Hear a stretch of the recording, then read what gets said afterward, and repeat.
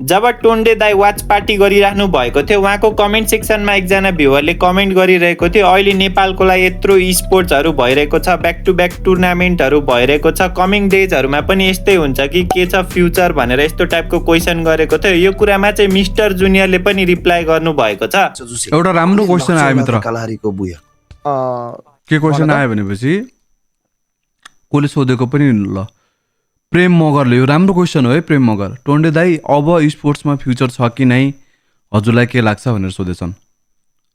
मित्र एन्सर देऊ त, के लाग्छ तिमीलाई पहिला अनि म भन्छु।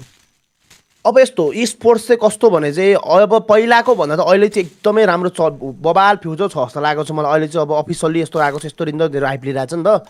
तर यस्तो यो जस्तो कि पहिला पब्जीको चाहिँ अहिले चाहिँ फिक्स भइसकेको छ, स्पोर्ट्समा फ्युचर छ भन्न मिल्छ पब्जीको, किनभने ऊ चाहिँ सेटल भइसकेको छ नि त। तर यो चाहिँ फ्री फायरको फर्स्ट हो नि त। अब यसको रिजल्टै देखाउँछ कि अब कस्तो हुन्छ भने यसपछि पनि बबाल हुन्छ कि हुन्न भनेको। अब यो भइसकेपछि यो यसपछिको रिजल्टै थाहा हुन्छ कि फ्युचर कतिको छ फ्री फायरको स्पोर्ट्स भनेर, होइन त नि मित्र? मलाई त त्यस्तो लाग्छ है।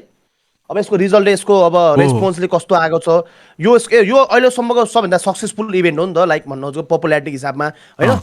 राम्रो चलेको छ नि त। अब यो यसले कस्तो रेस्पोन्स दिन्छ होइन उता फ्री फायरको अफिसियल उनीहरू मान्छेहरूलाई, हो त्यो हिसाबले थाहा हुन्छ कि अब राम्रो इम्प्रेस भएर राम्रो रहेछ चान्स रहेछ भनेर अब उनीहरूले गर्छ भने ठिकै छ। अब त्यही हिसाबले अब हेरौँ के हुन्छ। अझ कुरो अब